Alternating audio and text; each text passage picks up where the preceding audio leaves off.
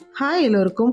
இட்லி, தோசை, சப்பாத்தி, ரைஸ்ன்னு அப்படின்னு எல்லாத்துக்கூடயும் சாப்பிட்ற மாதிரியான ஒரு கத்திரிக்காய் தொக்கு செம்ம டேஸ்ட்டாக இருக்கும். என்னோடய ஸ்டைலில் பண்ணலாமா?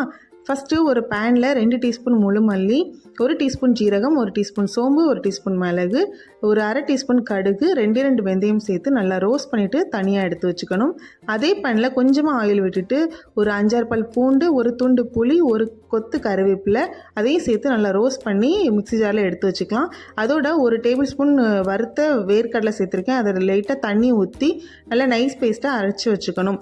ஒரு கடாயில் கொஞ்சமாக நல்லெண்ணெய் சேர்த்துட்டு ஒரு டீஸ்பூன் கடுகு, கருவேப்பிலை, கொஞ்சமாக பெருங்காயத்தூள், 2 பச்சை மிளகாய், ஒரு பெரிய சைஸ் வெங்காயம் ஸ்லைஸ் பண்ணி சேர்த்துட்டு நல்லா வதங்கணும். வெங்காயம் நல்லா வதங்கினதுக்கப்புறமா ஒரு 6 மீடியம் சைஸ் கத்திரிக்காவை இந்த மாதிரி ஸ்லைஸ் பண்ணி சேர்த்துக்கணும். கொஞ்சமாக உப்பு சேர்த்துட்டு நல்லா கலந்து விட்டுக்கணும். கத்திரிக்காய் அந்த எண்ணெயிலேயே நல்லா குக் ஆகணும். தண்ணி எதுவும் சேர்க்கக்கூடாது.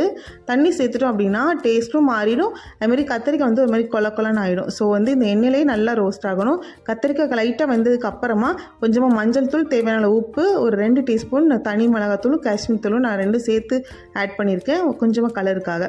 ஸோ இந்த மாதிரி நல்லா வெந்ததுக்கு அப்புறமா நம்ம அரைச்சி வச்சுருக்கோம் இல்லையா, அந்த பேஸ்ட்டையும் சேர்த்து ஒரு 3 to 5 மினிட்ஸ் நல்லா குக் பண்ணி எடுத்தோன்னா ரெடி ஆகிடும்.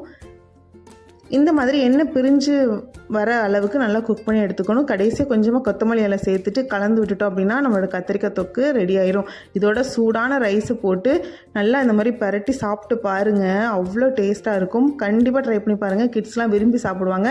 இந்த வீடியோ பிடிச்சிருந்தா லைக் பண்ணுங்கள். தேங்க்யூ.